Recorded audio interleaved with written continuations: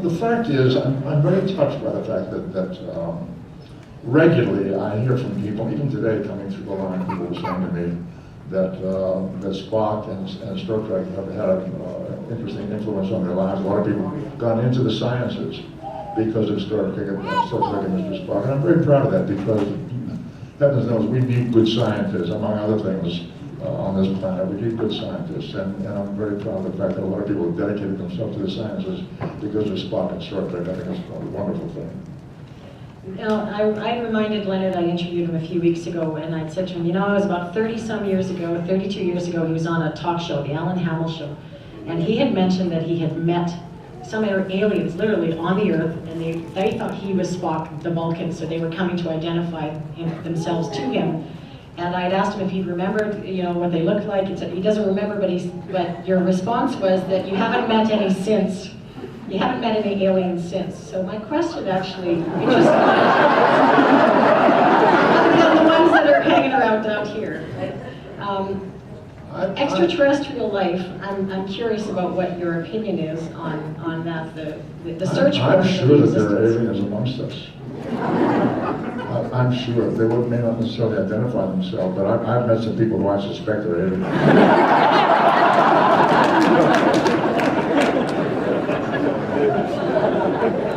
Wasn't any of your co-stars, really? I have one more question. You're very philosophical in the process in which you work. And we were talking a little bit about the icon of Spock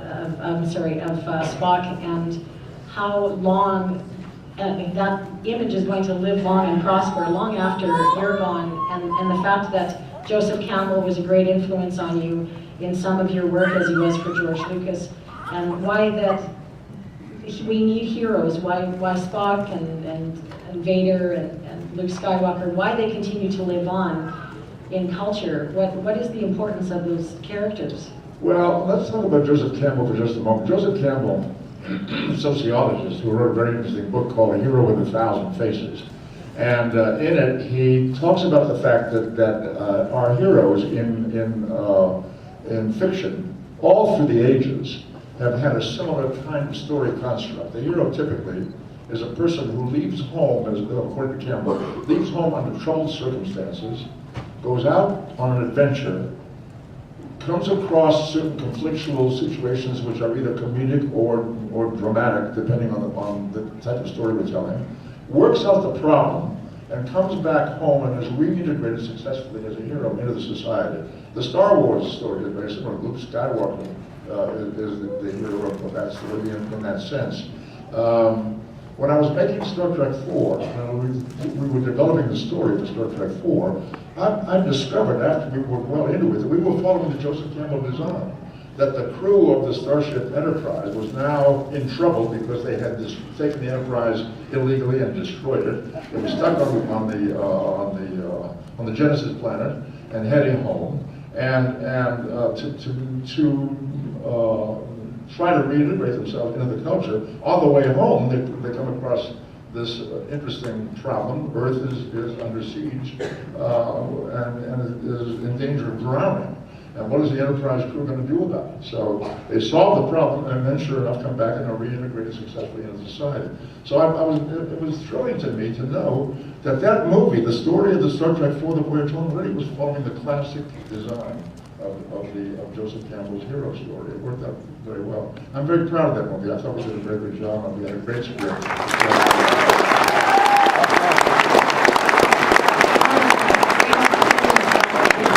The environmental aspect, more awareness of the. Well, there was that too, of course. I was trying to develop the story when I had a conversation with a friend of mine at home one night about, we were talking about endangered species. And the subject of humpback whales came up, which at that time were endangered. And I began to do some research and discovered that it was a fact that the humpback population had been diminished greatly by whaling around the world. And I thought, particularly with the idea of the whale song was such a wonderful, mysterious, dramatic device to use. And that's how we found its way into our story. Some years later, I was invited to go to Russia to show Star Trek 4 in Moscow, because the World Wildlife Fund invited me to go and show the film, to show stuff before in Moscow, because the Russians had declared a moratorium on whale hunting, and they wanted to celebrate that event. So we went to Moscow and showed the Slip 4 film there, and we had a wonderful time.